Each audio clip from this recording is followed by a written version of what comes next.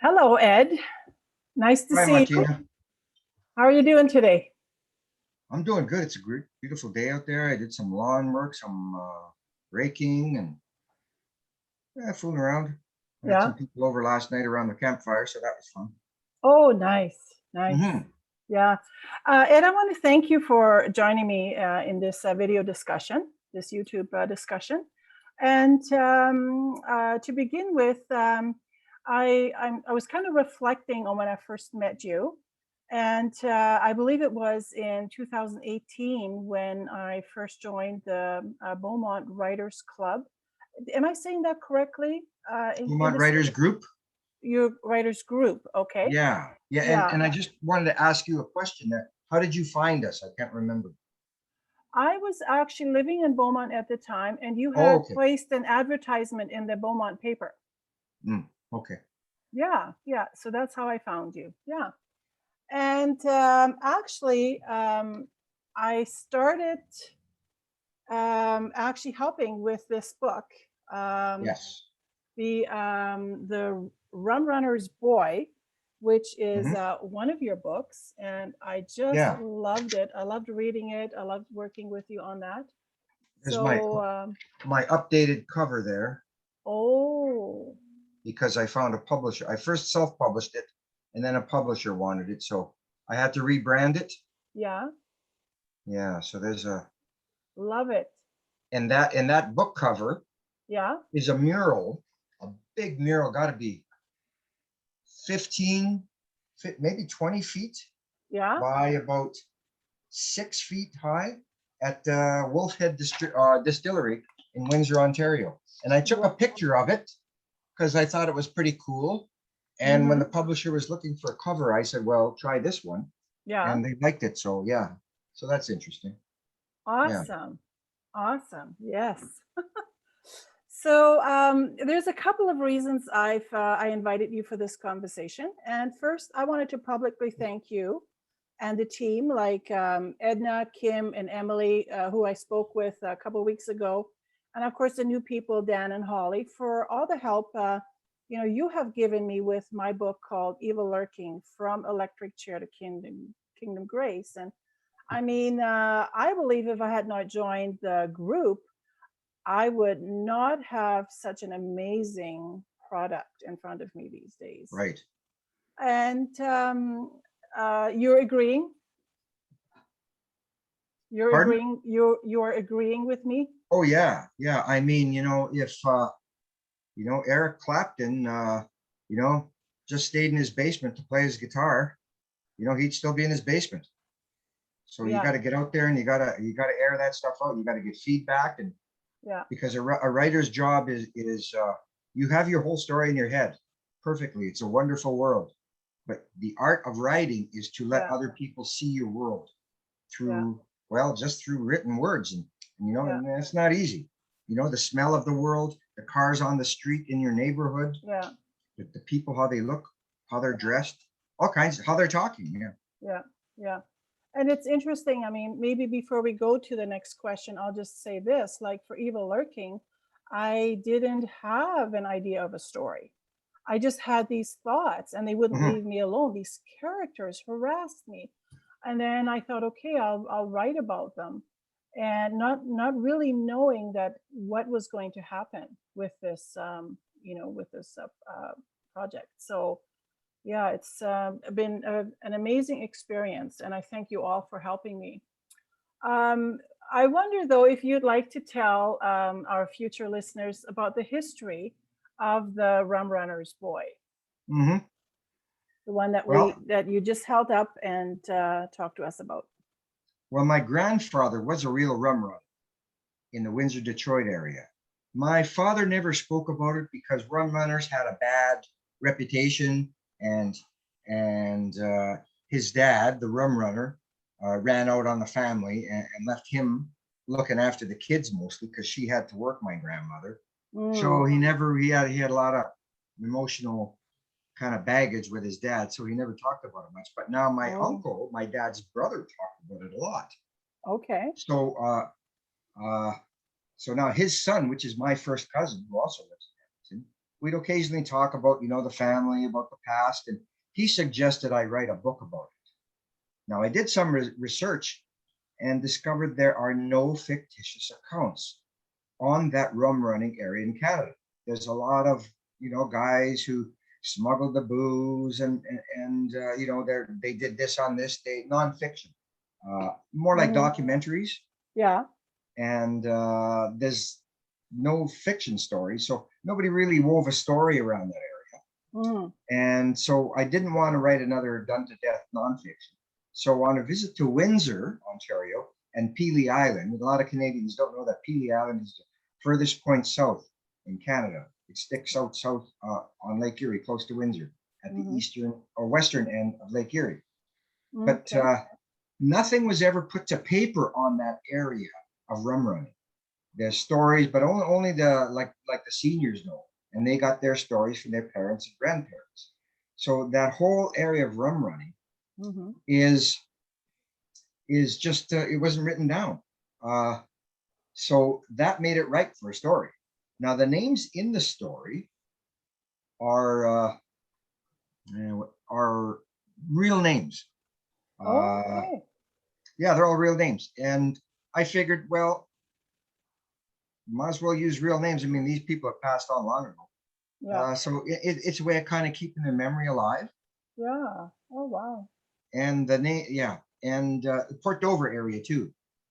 Port Dover is further over, it's south of Hamilton, and they have a big long cement wharf, and all the benches are names of sailors, rum runners, and fishermen who've died in storms and their boats sunk on Lake Erie. Oh. Yeah, so it keeps their memory alive. And it the one man in there, Buster Williams, was a real guy. He was a real butt kicker. He wasn't afraid of Al Capone. Al Capone used to go to south of Pelee Island and hang out when the heat got too much in the States and they were looking for him. He'd go to this fishing lodge just south of Pelee Island, and he'd hang out there. And he called it a fishing club, but it was just they drank there, they had their booze there and stuff. Yeah. And Buster Williams ran the bar. And when these guys, Capone's guys, started getting online, started shooting the place up, he kicked them out. He wasn't afraid of them. So he is buried on Pelee Island. Oh. And when I wrote the book, the people on Pelee Island heard about it, and I got a email from a woman who said that was her grandfather, no, great-grandfather, grandfather or great-grandfather. And she said, I didn't like the way you portrayed my great-grandfather in the book. And I told her, I said, well, there's nothing bad about it. I mean, that's a story I heard. Yeah. That's the stories I heard about him. And he's well known all the way down from Sandusky, Ohio, through the chain of islands going north to the island. So his historical fact, well, it probably won't be around much more. The first guy I heard about it was from the ferry captain who takes the big ferry out to Pelee Island. And like he's retired now. And there's a few other old codgers there that remember, but his grave is still on Pelee Island, but there's nothing else about it. But I'm keeping him alive.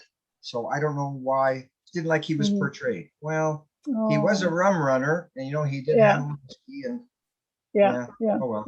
Yeah. But now it's also a coming of age crime story. And first it was classed as young adult, but it's adults who are really enjoying it. There's a piece of history in Canada from U.S. Prohibition from 19,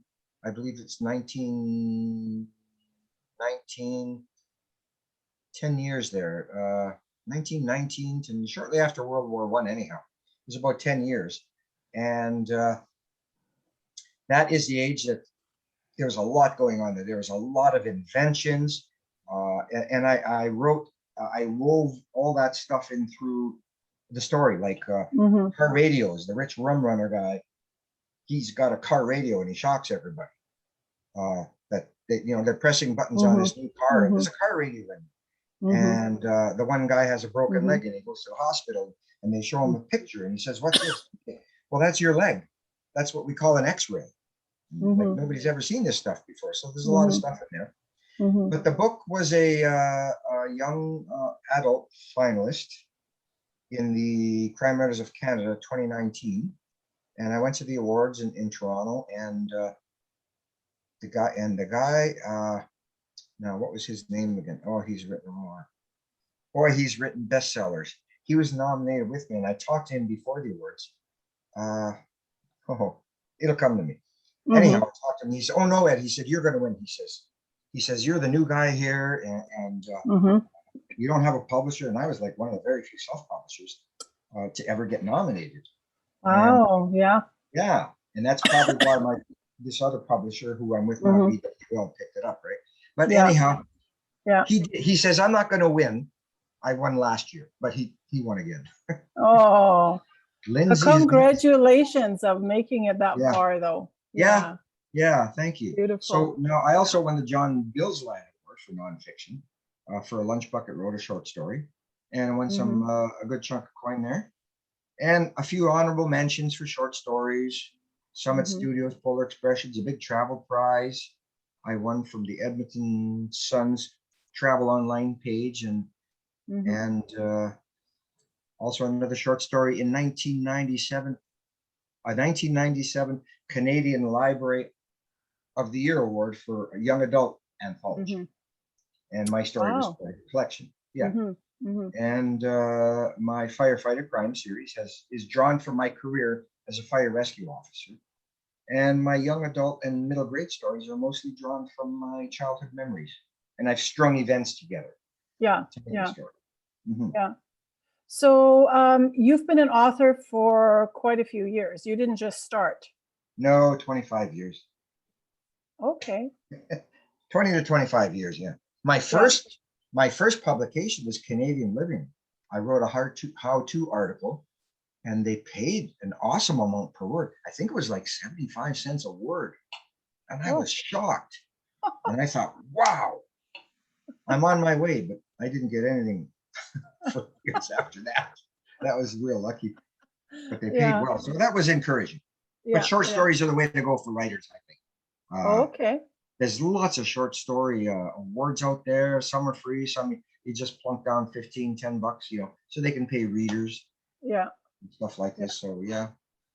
Yeah. Well, it's very helpful information for anyone that's watching who's thinking about becoming an author, or maybe they have these stories in their mind that are wanting to be told. Hmm. Ed, did you take any writing courses, and would you recommend readers to take a writing course? Yeah, I took a creative writing course in quite a while ago, and it was at Edmonton High School after 6 o'clock evening course and stuff. But it was too. They got bogged down on grammar and things like this. It wasn't. I wanted about the story. I mean, all Hmm. that structural stuff. They've got all Hmm. kinds of stuff to fix that up. You could even hire an editor. Like all the big writers, they write this thing down, they go through it once, and then they give it to some editor who cleans it up Hmm. for Hmm. them. I what I was looking for in that creative writing course is how to develop a story, and I didn't get much of that, so I quit. And I also Mm. attended a University of Alberta Writers Workshop, Okay. which probably benefited me more because I took my work to them, and, Hmm. and and they gave me feedback just like our writers group does, Yeah. and that I found that Yeah. far more beneficial. Yeah. And I've always been known to tell stories, so You're yeah. you're a natural storyteller. Yeah. Yeah, I guess so, yeah. Yeah. Yeah. Well, I had let you know, I think I sent you a couple of pictures of all the books I read, in helping me becoming an author. Yeah. And I mean, my head was just stuffed with all this information. And personally, after the initial shock, okay, there was a shock, and you warned me with, when people give me feedback on my work, don't be offended, breathe through. After the initial shock, I mean, it was really painful the first couple of times. And then, I mean, I got kind of a thicker skin, and it's like, okay, But we yeah, I meant can well. We change mean this. well. Yes, We yes. want to help. And I want to say that belonging and being able to take feedback, the critique, and then having a choice to change what I'm working on, it's just been very, very helpful. Um, can you think back to a time when you didn't have the group? What was that like for you? Yeah, that was this. Well, the stories are all in my head. Mm-hmm. I could see them clearly, but no one else could. So that was the part I had to project, and I really didn't know how. Mm-hmm. They were how they were coming out on paper, if people could see them. And my wife was my first critic, and she wasn't very impressed. And I wrote about two middle grade stories, actually before I started the Beaumont Writers Group, Mm-hmm. and about my childhood stringing events together. But yeah, I really needed feedback. And my wife will be the first one to tell you that. And in this last project, the one you've read, Services Rendered, well, I gave it to my beta readers, Yeah. and I know the writers group, they're very good, but because you only read it one chapter a month, there's a lot of stuff that you forget and can't Yeah. quite tie together. Well, Yeah. my beta readers read the whole thing in like 2-3 days, Yeah. and boy, oh boy, yeah, I took a beating on there. Let me tell you. You remember the character Lorena and Mary Ellen? Yes. Well, by the end of the story, I had the other one pregnant. Oh, Wrong one. Yeah, so that's yeah. that Yeah. the group has been great. Mm-hmm. I've written all my books except for those two middle grades, Mm-hmm. so that leaves 9, well, 10 books now that have gone through the writers group over the years, Mm-hmm. and I credit them with the inspiration to do Mm-hmm. it, to Yeah. submit something every month. Yeah. Uh, Yeah. I look at the deadline, look at the calendar. Okay, I got to have something ready. Yeah. Get it down on paper. Sometimes it's not great. And I get my ass kicked by the group, but no, that's okay. I got something down on paper. That's the most important. Exactly. Yeah. Get it down, right? Yeah. Mhm. Yeah. Exactly. So what I hear you saying is that as an author, you get the stories in your head, you put them on paper, you submit them to your writers group, who critique it, and then you also have a beta reader group. Yes. And so it's not like you submit the first draft to your Oh no, publisher and say done now. No, there is an entire process. no. It, I would never submit a first draft. I don't even, and I got pretty thick skin over the years, and I don't know if I could take it. I mean, my first drafts are pretty rough. They're just the creative process, just going through from my head down to my pen or the Mhm. typewriter keys. And no, I wouldn't want anybody to see it. They'd be embarrassing as well, right? So Mhm. Yeah, yeah. Ed, what was your proudest accomplishment of everything you have done that you have written about? well, I think writing wise, well, I mean, my awards were pretty cool. I like that. Yes. That's a good validation. But Mhm. actually, for the writing word, I like my two middle grade stories. One's The Far Bank, and one is called Archie's Gold. They're kind of have elements of crime in them and bullies and fighting, and they capture the essence of my childhood. Yeah. And the characters in there that I met when I was growing up are also real. I changed some of their names, not all of them. One of the characters in uh, the one book, Archie's Gold, Nikita Kel or Ma Belaski, she ran a cafe. She was, I'm not sure if she actually married Nikita Kalmakoff. He was one of the Kalmakoff brothers on the old wrestling circuit in the days of Sweet Daddy Siki and Bobo Brazil and Haystack Calhoun. Well, he was always in that cafe playing cards with his buddies. He retired and he was a really big man. And so he's one of the characters. Well, she is. Uh, and she was quite the character. She was very nice to us kids that came out there and hung around with all the hoodlums in the cafe. Don't Mm. go near those boys. They's bad. I know bad when I see, she'd say to us. And she made great hamburgers. And the Yeah. jukebox in her cafe Yeah. on weekends cranked up. And Yeah. the good sound they got on the old Playola or whatever jukebox is there Oh yes. Okay. with the bubbles and the lights. They'd be playing Steppenwolf in there, Yeah. and what's her name? Gracie Slick and the So a safe place for you guys to hang out. yeah, it was, yeah. Yeah, and they tolerated us, and I Mhm. mean there was lots of fights in there and all kinds of Mhm. stuff. So I captured a lot of those elements in there, and the Mhm. dirty cops that were in my town, and in the far bank Mhm. it's a swimming competition across the Welland Canal, and that Mm. used to be the big thing that you could tell your buddies you Mhm. swam across because it was a Oh, very busy waterway, yeah. and there was three bridges, and if there was a boat coming from the north, you'd hear the siren, and Mhm. you'd have to get out of the water. Mhm. And yeah, I mean, you get, I remember several times getting halfway across and then the bridge siren go on. That was like, I don't know, a 2 minute warning, 1 minute, Oh, 2 minute warning, and then the bridge would go up. So the cars, yeah, that would let everybody know the bridge was going up, and then the gates would go down, yeah. and then the cars couldn't cross. So you get halfway across, and it's like, oh my God, the boat's coming. And now you go back instead of continuing on, which was the other half, and you would have done it. You Yeah, go back yeah. where everybody's were. Yeah. Yeah. I mean, I get the idea that you do have stories and you love to tell them. You and you love to write about them. That's Mhm. yeah, yeah. So that's definitely part of you.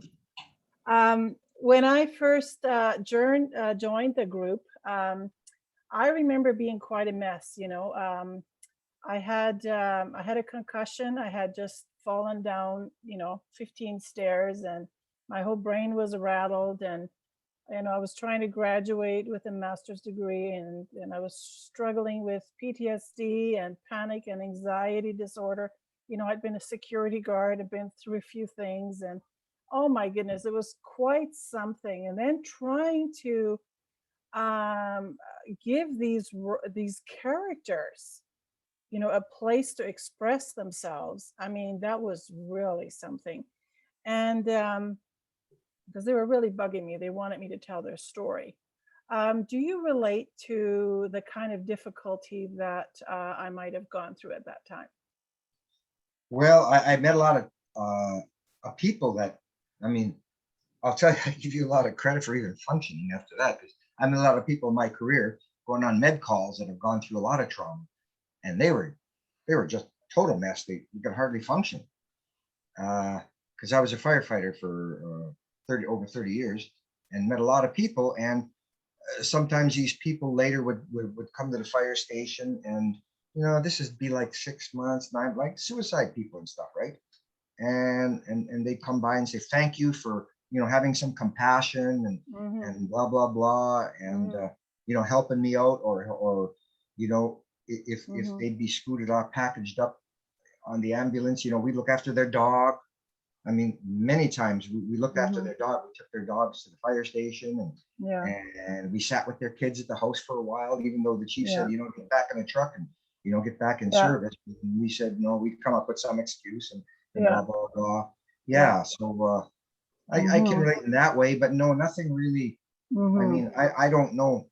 I guess you must have counted the stairs after that you fell down, because you sure as probably hell you didn't do it on the way. I counted them after. Yeah, yeah, and I Yeah. still don't know what happened because I Oh, didn't miss the railing. I mean, um, I still don't know what happened. I just went face first. Doing, doing, doing, doing, doing. wow. So, but yeah, but I remember, being there and then being bombarded with feedback and stuff. But I don't know, it just gave me a goal, and the doctor always said, don't give up, just keep going, do whatever you can, don't give up. And I just kept Yeah. going. So, but for me, I'm more of a conversation person. Like, as you know, most of your feedback is always, Martina, this is, you're writing a play. It's Yeah. not a story. You need to decide, is it a play? Is it a story? And because I would always forget to look at the surroundings, and the smells and the weather, and or The the smell. feelings portrayed by others. I would forget about that because these characters wanted to talk to me, and it was very frustrating. Would you say this is common to new writers, or is it just common to a particular type of writer in your experience? Well, no, most stories are about people, right? Characters, whether they're nonfiction or fiction. And the best nonfiction reads like a story. And I've always believed that. And that's probably how I look at yours, critique yours, because I'd like to see yours more of a story like, Yeah. just at least elements of it, right? Yeah. But my characters have always taken me places. I never thought I never use an outline. So I have a basic idea in my head and I go from there. Now, the ideas for this new story, and I sent you those 5 chapters. I mean, they've been bulging at the seams since I came back from Colombia. I've only seen 1 chapter. Hmm? You have 5 chapters done? I've only seen Yeah, I 1. sent you the first chapter, didn't I? The first, yeah. I thought you said 5. I was like, Oh, whoa. no. Like, I wish. I Yeah. can't wait to read more of that. Oh Yeah, my gosh. so that's the character just trying to get out. Mhm. And on the Rum Runners Boy, after he left the island and was headed back with his like after he almost drowned in the boat, and then the that kid helped him, the brain damaged kid helped him, Okay. and he went back to shore, and I thought, well, that kind of a little too simple. And the character said, well, what about my boat? What about the Rum Runners boat that we left Yeah. on that island? Because he Yeah. went back with the brain damage kids. Yeah. Right? Yeah. I remember that. Yeah. So he went with that kid and he went and got that. Yeah. And so that was the last couple chapters. And Yeah. my character Yeah. told me that to Yeah. do that. Yeah. Yeah. I mean, I think I told everyone because there are 2 characters, Gertrude and George, they were apart for 50 years. And then, I was driving somewhere on 91st Street going south, probably to my daughter's in Beaumont, when all of a sudden, when Gertrude and George were meeting, and I just burst into tears and I said, oh my gosh, they're going to meet and they're going to be together. It was Yeah. incredible. I was like, oh my gosh, this is really amazing to bring the stories of the characters into writing. Yeah. Well, I used to keep a little booklet like this Yeah. in my pocket. Whenever I'd get an idea, I'd write it down, but I'd write it in this weird shorthand that only I could understand, right? Yeah. So and I do it at work. I don't do that anymore because I know where to keep my head. I got a better system. Yeah. But I remember, I must have had, I don't know how many pages of this on one story, and I kept it in my uniform jacket at work on the hook. Yeah. And they all look the same.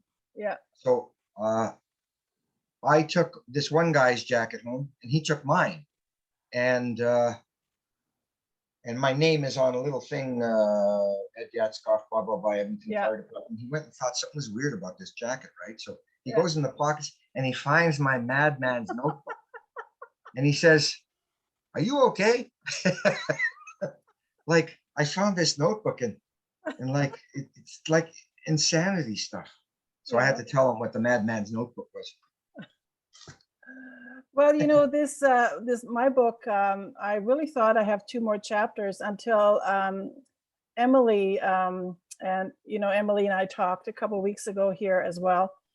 She asked this question, and I thought, darn it, there's another chapter. Oh no! Perfect. I was like, oh, will this never end? Yeah,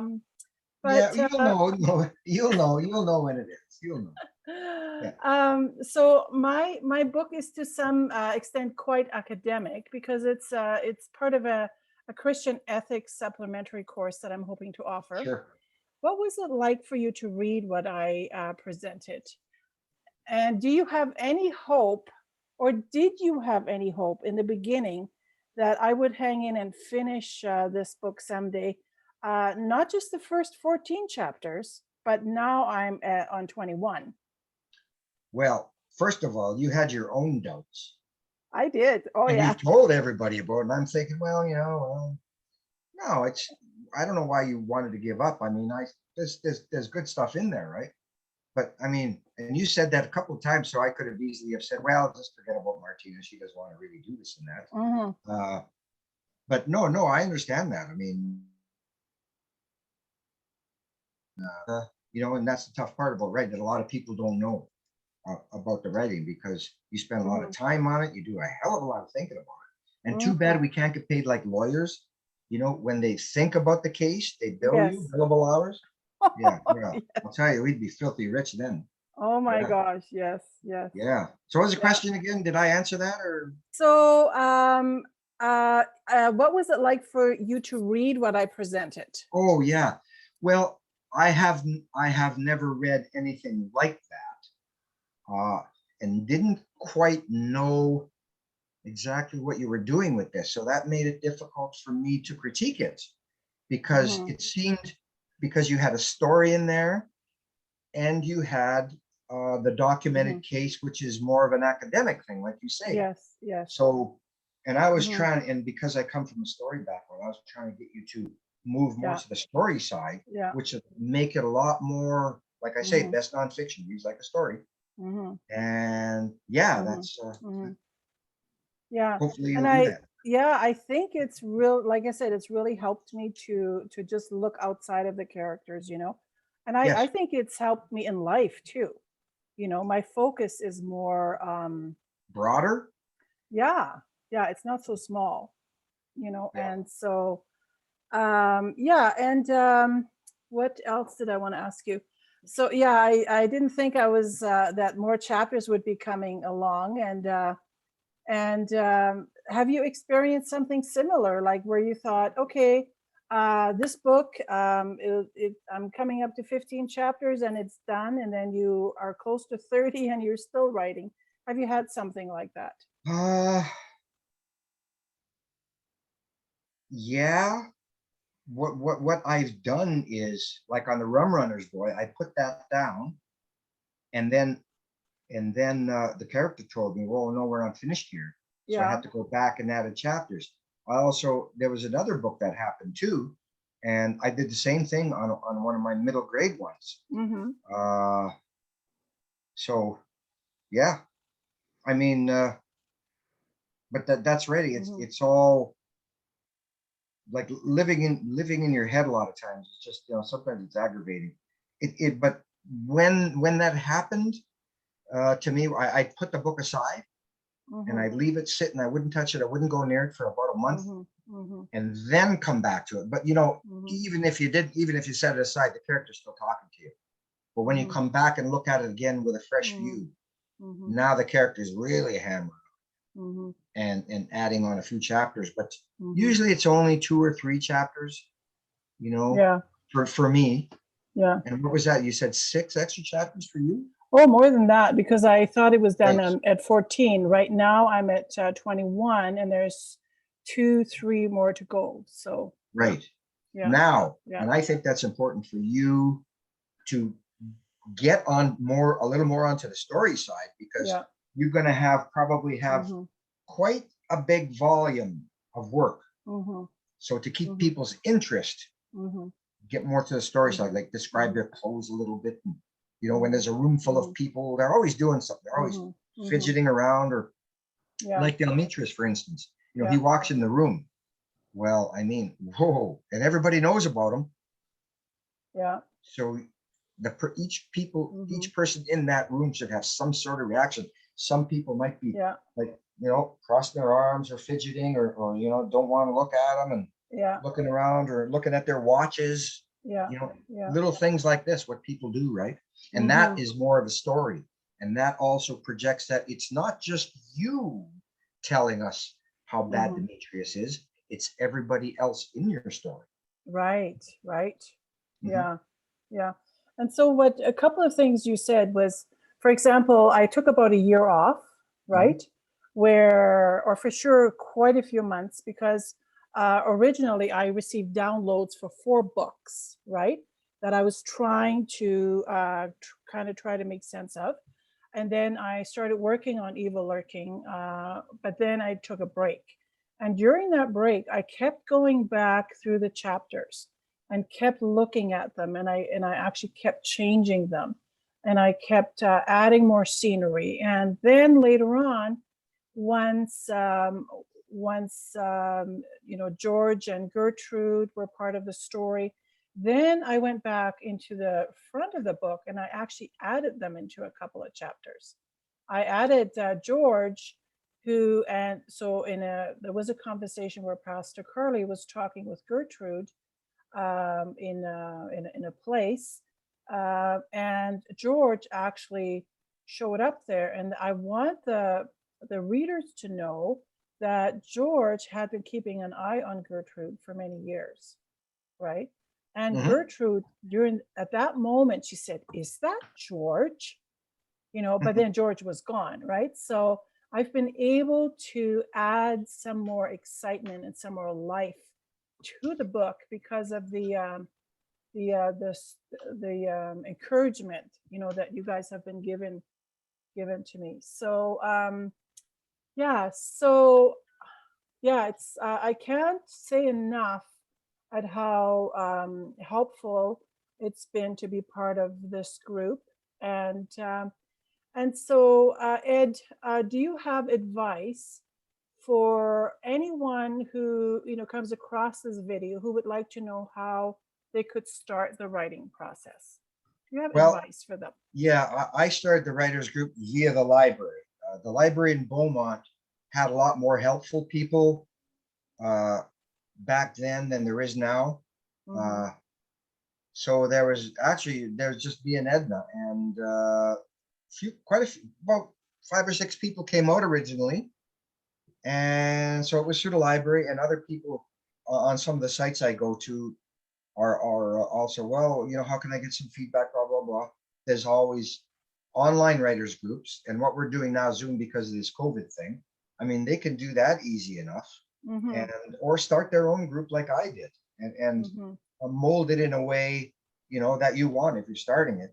And I Mm-hmm. molded this group because I at the university, it was a good feedback thing, except we're doing more, and I think we're better than that Yeah. university workshop.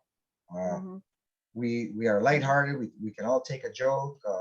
We're Mm-hmm. developing thick skin.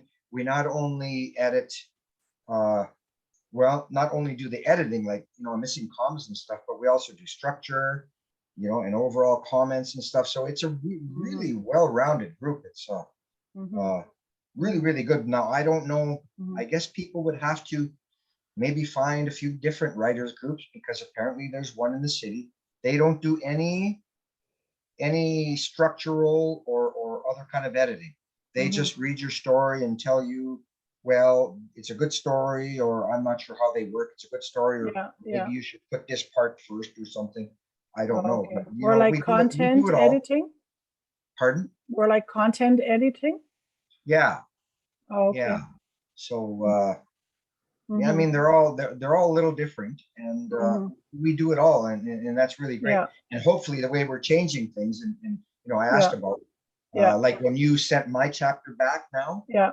I don't have any problems with it. Okay. You did a good critique, and Yeah. we don't have to go through it, because I understood exactly what you're Mm-hmm. telling me to do, or what you saw in my Yeah. story. Yeah. So yeah, and Yeah. hopefully that'll work, and then we can all have more time and discuss Mm-hmm. things like you and me are doing right now with everybody in the group. Mm-hmm. Yeah, I Yeah. think it's the discussion that makes it like we belong, right? Because Yes. we're sharing our heart, we're sharing what we see, what's missing, and that's really really helpful to belong and to have people who you believe are on your side.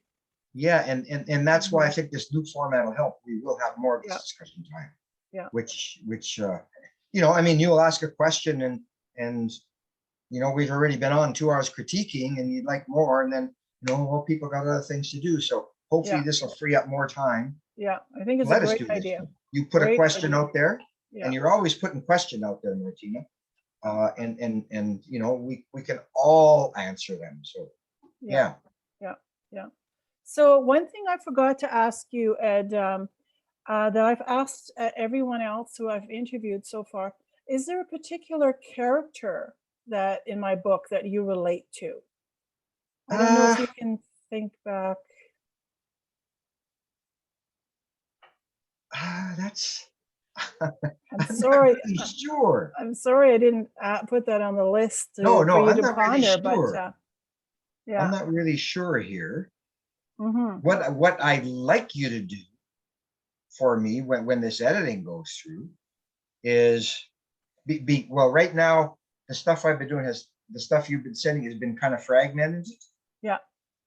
So I'd like to read the last maybe 3 chapters that you've edited with everybody's comments and then Yeah. read it. And I think I'd probably see the characters more clear Yeah. then. Yeah. But Well, right now, I sent you the entire book up to this date, totally renewed and redone. So right. you should be able to take a look back and see what I've done and Yeah. be encouraged. Yeah. Yeah. I'm not, it might be George. I don't know. Oh, yeah. Might be. Yeah. Yeah. Oh, yeah. Another thing too about Demetrius. I mean, the cops come in and get him, right? Yeah.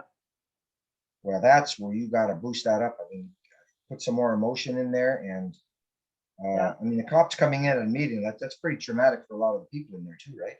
Yeah. So, and, you know, that's where the story part comes in and where the academic stuff gets pushed aside a little. Yeah, it's not done, you know. It takes more thinking, it takes more work, and Right. so yeah. So far, it's 4 years I'm working on it so far, Wow. and but yeah. So I did have one more question then, and I was wondering if there's something you'd like to read for the listeners from one of your books. Is there a particular portion you'd like to read? Did you Oh, choose something? yeah. Leave the listeners would agree. Where's that book here? Yeah, that's a good, I don't know, where was that? This is from one of my firefighter novels, Final Response. Set in Edmonton during a polar vortex. And, oh man, I had a couple picked out and then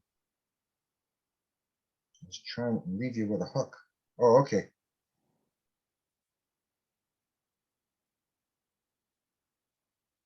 Well, I think might be this one here. Okay, the scene is the firefighters looking after an abandoned city because of the polar vortex. It's made it unlivable for people. So there's a group of 7 firefighters in one fire station. All they have to do is make sure the city's not going to burn down. They figure it's an easy gig. You're getting a lot of money to be in isolation in the city, in an empty city for 6 months till spring, and nobody's supposed to be there. Well, they come upon a house, residential house, that's on fire, and they find a body. Well, that's not supposed to happen. No, actually, it's a vehicle. Oh, this is the other chapter. It's a vehicle that had crashed, and nobody's supposed to be in this city. So here's this guy in a car crash that had burned, and he's already dead, and he's got tattoos and stuff. And so the captain, who's the protagonist in this story, goes through his pockets and goes through the vehicle. The vehicle's only partially burned, and finds a registration. So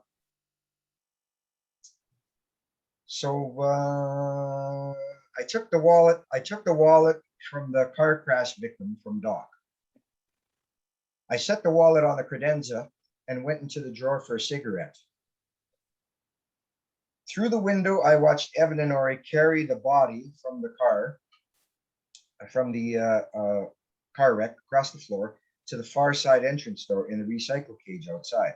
So they're putting the bodies outside where they can be frozen. There's nowhere to keep them. They never expected any bodies. So they put them outside in the recycle cage where they freeze. There's plenty of room there. I took the registration of the wrecked vehicle from my pocket and brought up the run report on the computer monitor. Something about the address gnawed at me. I looked at the clipboard beside me on the wall and then the run sheet I'd filled out last week. 55 Ramsey Road. Same address as last week's residential fire. Something was going on here. That's it. Whoa. Yeah, so it's a big buildup, and there's a gang running amok in the city that they don't know about quite yet, but things are building up. Oh my gosh. Yeah, Okay. an Thank Edmonton you. story. Edmonton story, yeah. Yeah. Well, Ed, thank you so much for this time of talking with me. And I wish you the best. And I guess there was one more question. I also didn't write this one down, but I had said to you I would ask you. Have you ever considered coaching people like one on one? Is that something you do, or have you Well, thought about that? I don't know. I mean, I'm in the writers group and we're all doing some coaching. Yeah. Uh, well, unless they paid me a lot of money, I don't have a lot of time Yeah. I mean, if like somebody wants like 10 minutes of advice or something, yeah, I mean, Yeah. that's fine. And every Yeah. once in a while, on these sites I go to, I put down a little blurb, people ask a little bit of feedback, and then, no, that's not Hmm. bad. But, to Hmm. sit there for hours and hours and like Hmm. different people on that, it, Hmm. it takes enough time writing a story and it takes time to Hmm. market it like on Facebook and on Yeah. Twitter Hmm. that, and anything you Hmm. do away from actual writing, Hmm. it takes away from your writing, of course. Hmm. And yeah, people don't know how much time writing takes. I mean, they just want to know, like on the watch, they just want to know what time it is. They don't want to know how the watch works or how that thing's Yeah. spinning Yeah. around in Yeah. there. They just want to read the book. They just want to Yeah. know that it's 2 o'clock. Yeah. Yeah. So I I don't know. write You got every anybody in night. mind who wants to pay I me big bucks? I know. I was just wondering because there's just so many people who are making a business. They Have a are business plan, and then they're because they have extra skills, and so that's what they do. So I was just right. curious. Yeah. Yeah. Yeah. Well, I took when I was with Edmonton Fire Rescue. I went for my officer training at the academy, and we had a 1 week course to teach a certain subject and come up with lesson plan and develop the story, uh, put up the overheads. Remember overheads on the Yes. projectors? You Yes. used to do that. Yes. We used to have to do those things on these transparent Yeah. sheets, Oh and my it all goodness. took a week. And then the next week, you have to Yeah. present it to the class. Yeah. And yeah, so that was kind of fun, but Yeah. it took one little lesson on that took a lot of time. Yeah. Like and I mean, you had to make it interesting. You had for all the guys, and they were all guys, so I couldn't imagine doing it for a mixed group of people. Yeah. Yeah. So yeah, Yeah. that took a week. I don't know if I'd want to do that. Maybe Yeah. if that somebody threw some big bucks at me, I might, Yeah. Yeah. but that's not going to happen. Won't be Well, you happening. never know. You never know. That's right. Yeah. But I I do want tried to to set. I go tried ahead. to set up in the writers group. Oh man, 15 years ago, courses. I had all these, I put the ad out there. The library at that time was very, very good. Writers courses, blah, blah, blah. And I had all these funny things put out in these little booklets, a booklet I made that I was going to photocopy and stuff. And I don't know how much I was going to charge them for this. And it was going to be one night a week for, I think, 8 weeks or something, 2 hours a night. And nobody showed up. So, Mm, yeah, yeah, that's too bad. But you have tried a few different ways. So, I and have. Yeah. you're learning a lot about marketing and getting your work out there. So, Nah, not really. not I mean, really. I'm Okay. doing Twitter is a really really good. There's a few sites on Twitter, Martina, Yeah. that you can go to and post your book on there. And if you follow their, I think it's follow on Twitter on follow their site, whatever you put on their site, they'll retweet. And I'll tell Oh, you, there's retweets are going around, and I'm getting retweets from on my site. really? I don't know who these people are, whatever, but it's going round and round. Yeah. Wow. It's way better than the Facebook pages, and I spend more time on the Facebook than I do Yeah. on Twitter. And then when Oh. you go on Twitter and you go on a site like Avid Readers Cafe, for Hmm. instance, right? You'll go on there and you'll read a few things. First, you'll post your thing on, and you'll find a couple other hashtags on there, Yeah. and you click on them, and you'll post your book on them. And then on that site, you'll find more hashtags. You click on them, and you could be on there Oh, all day if you want. wow. Yeah, and they just go round and round and round the universe somewhere. Yeah. Yeah, it's weird. Well, thank you for that. Maybe some weekend when I have 2 or 3 Mhm. hours, I will go into Twitterland. I am on Twitter, and Okay. every one of these conversations I post. And so, but yeah, I may do that. I may just repost them and see what happens. Yeah, Yeah. alrighty. Thanks so much. Have a great day. Get outside. It's a great day today. Oh, I plan on it. You too. Yeah, I gotta go check my birdhouses. I got birdhouses along one of the range roads. Okay. I gotta make sure the tops are still on for the tree swallows. Oh, So I gotta make sure they're ready to go because they'll be coming back probably in maybe 10 days, something like that. I don't know. yeah. Yeah. Thanks so much. Alrighty. Take Take care. care. See you Bye. Wednesday. You Wednesday. bet. Wednesday. Bye now.